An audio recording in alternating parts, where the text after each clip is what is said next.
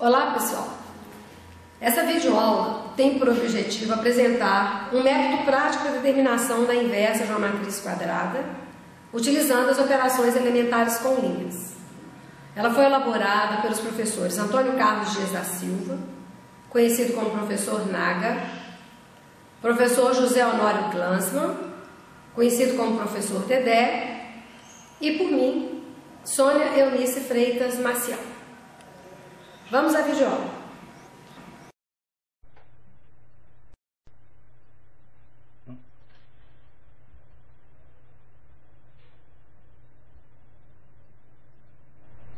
Apresentaremos um método prático para a determinação da inversa de uma matriz.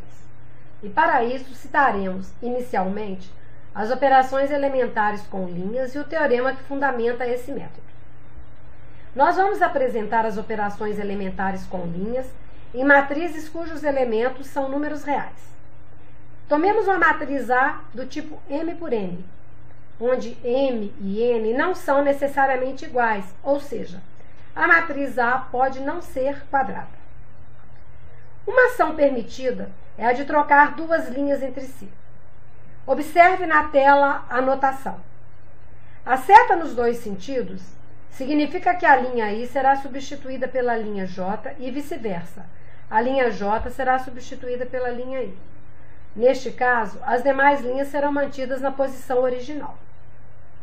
Vamos tomar como exemplo a matriz A e troquemos entre si as linhas 2 e 3 dessa matriz. Dessa forma, obtemos uma nova matriz A-1. Observe a movimentação na tela. A terceira linha passa a ocupar a segunda linha na nova matriz e a segunda linha passa a ocupar a terceira. Outra ação permitida é a de substituir uma dada linha por ela mesma multiplicada por um número real diferente de zero. Indicamos que multiplicamos a linha I de A pelo número real lambda, conforme representação na tela. A seta com sentido para a esquerda significa que os elementos da linha I, multiplicados por lambda, irão substituir os elementos da linha I da matriz original. Nesse exemplo, multiplicamos os elementos da primeira linha de A por 3 e mantemos as demais linhas.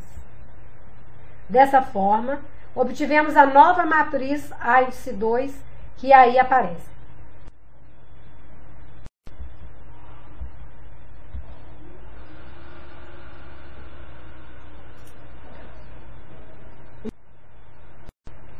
Uma terceira ação permitida é a de substituir os elementos de uma determinada linha pela soma desses elementos com os correspondentes de outra linha, previamente multiplicados por um número diferente de zero. A notação é análoga à da operação anterior. Neste caso, a linha I da nova matriz será formada utilizando-se as linhas I e J da matriz dada do seguinte modo. A linha I será adicionada à linha J previamente multiplicada por lambda. Tomemos a mesma matriz A dos exemplos anteriores. Observe que a matriz A3 foi obtida a partir de A, substituindo-se os elementos da segunda linha de A pela soma daqueles elementos com o dobro dos elementos correspondentes da primeira linha. Vejam, 0 mais o dobro de 1 igual a 2. 0 mais o dobro de 2 igual a 4. E 1 mais o dobro de 3 igual a 7. As demais linhas foram mantidas. Somente a linha 2 foi alterada. A nova matriz A índice 3 será 1, 2, 3, 2, 4, 7, menos 2, 3, 8. Passemos agora à definição de matrizes equivalentes por linhas. Duas matrizes são equivalentes por linhas quando uma delas pode ser obtida a partir da outra através de uma sucessão finita de operações elementares com linhas. Se A e B são matrizes equivalentes por linhas, indicamos conforme destacado na tela.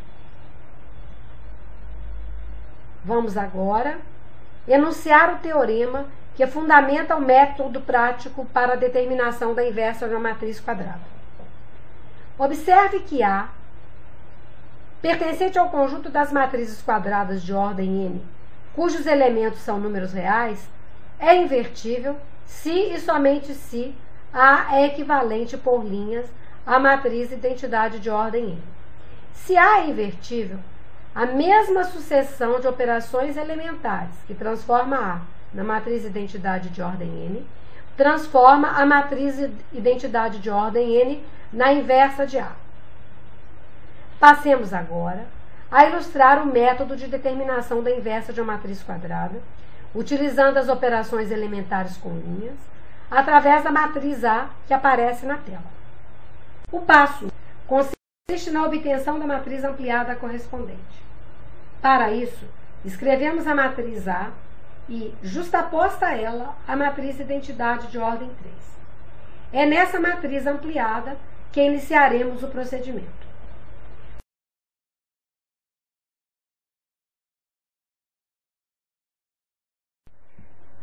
Tendo em vista o teorema dado, efetuaremos uma sequência de operações elementares sobre as linhas da matriz ampliada, com o objetivo de transformar ordenadamente as colunas correspondentes à matriz A nas colunas da identidade de ordem 3.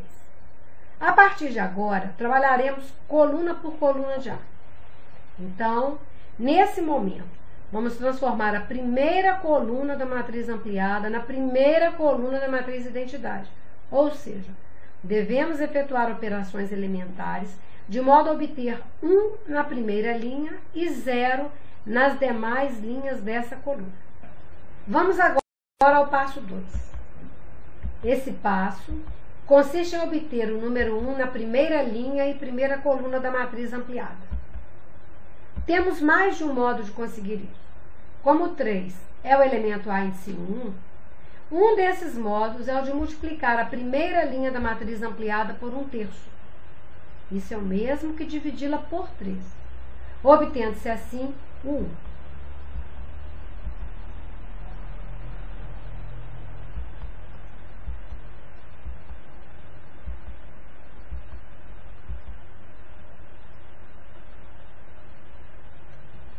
Notem que teríamos que ficar desde o início trabalhando com frações, o que tornaria o procedimento mais trabalhoso, aumentando a possibilidade de erro. Portanto, sempre que possível, nós devemos procurar uma maneira de obter o número 1 na posição 1, evitando trabalhar com frações. Vejamos um outro modo de se obter o 1 na primeira linha e primeira coluna.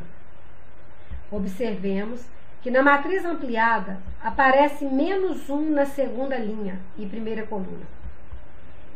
Vejam que se trocássemos o sinal dos termos da segunda linha dessa matriz, obteríamos uma nova matriz com o número 1 na segunda linha e primeira coluna. E se, em seguida, nessa nova matriz, trocássemos a segunda linha com a primeira, obteríamos outra matriz com o número 1 na posição 1, 1, sem envolver frações nos demais termos. Assim, através de duas operações elementares com linhas efetuadas sobre a matriz ampliada, ou seja, multiplicação da segunda linha por -1,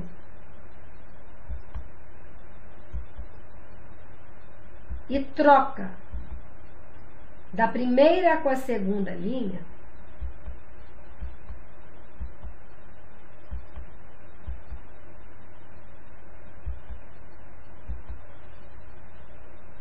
obtemos uma nova matriz tal como desejávamos, com o elemento A índice 1 igual a 1. Passemos agora ao passo 3, que consiste em zerar os demais elementos da primeira coluna da última matriz obtida. Utilizando essa matriz, iremos obter uma outra matriz equivalente por linhas, cuja primeira coluna coincide com a primeira coluna da identidade de ordem 3. Nesse passo, a primeira linha será denominada linha pivô.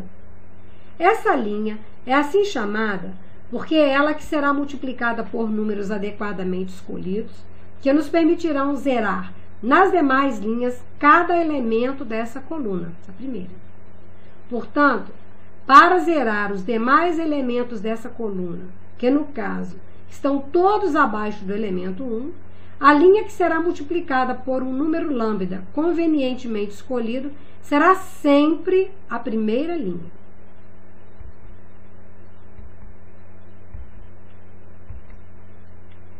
Para zerar o elemento da segunda linha e primeira coluna na nova matriz, devemos multiplicar a primeira linha por menos 3, que é o simétrico de A índice 2, 1 igual a 3, e adicionar a segunda linha.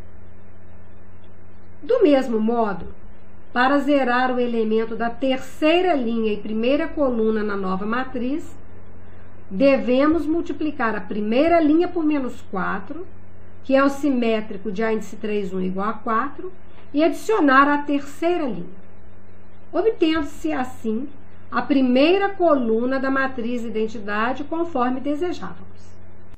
Tenhamos sempre em mente que o objetivo é, a partir da matriz ampliada, através de uma sequência de operações elementares com linhas, obter novas matrizes equivalentes por linhas, até que transformemos, se possível, as colunas da matriz ampliada, correspondentes às colunas de A, nas colunas da matriz identidade de mesma ordem.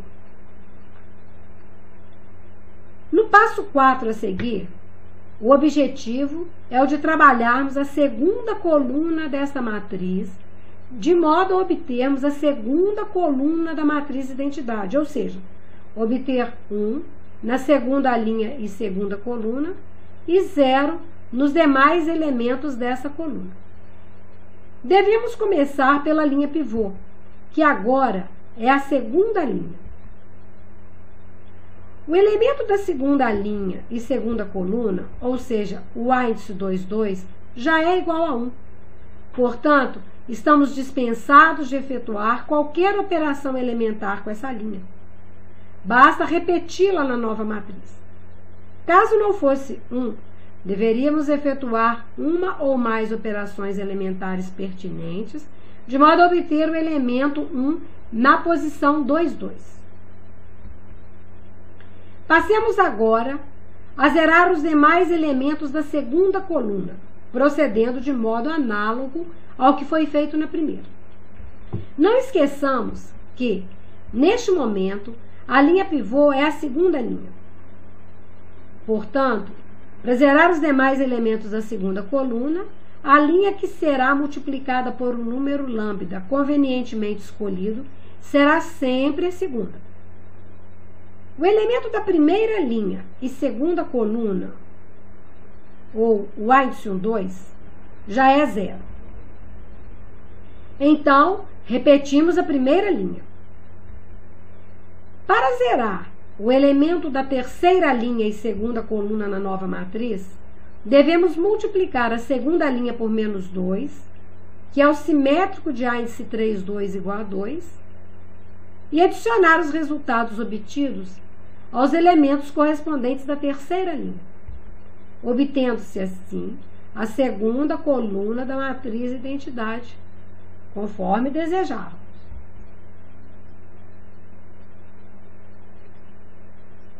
Vamos ao próximo passo, o passo 6. A meta é transformar a terceira coluna da última matriz obtida na terceira coluna da matriz identidade. Vamos começar, então, pela terceira linha, onde devemos obter o número 1 na posição 3, 3. Para isso, dividiremos a terceira linha por menos 15, ou a multipliquemos por menos 1 quinzeavos, obtendo-se a linha que aí aparece, contendo o 1 na terceira linha e terceira coluna, com as demais linhas sem alteração. Sigamos agora para o passo 7.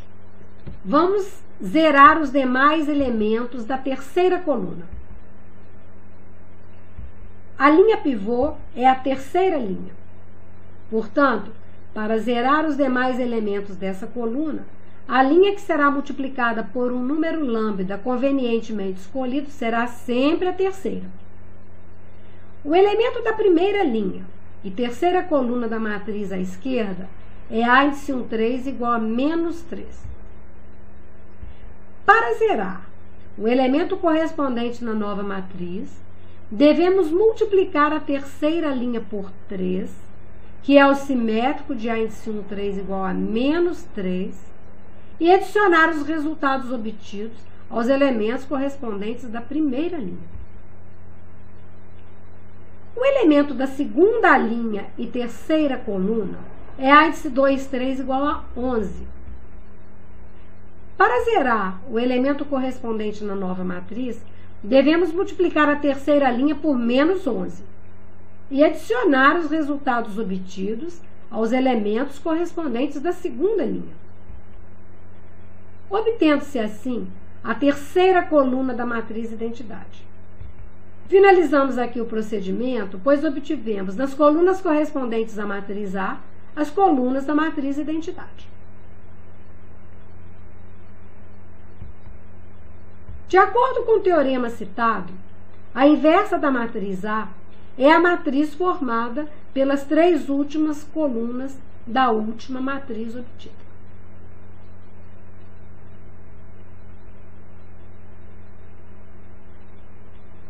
É bom salientar que somente as matrizes quadradas podem possuir inversa. Nem todas as matrizes quadradas são invertíveis. A inversa de uma matriz, se existir, é única. Se uma dada matriz quadrada não é invertível, em alguma etapa do procedimento encontraremos uma linha nula. Nesse caso, a matriz dada não pode ser transformada na matriz identidade. Portanto, esse método também nos permite concluir quando uma dada matriz não possui inversa. Há outros métodos para a determinação da inversa de uma matriz quadrada. Mas o processo, utilizando operações elementares com linhas, é o mais indicado. Isso se torna evidente quando trabalhamos com matrizes de ordem mais elevada.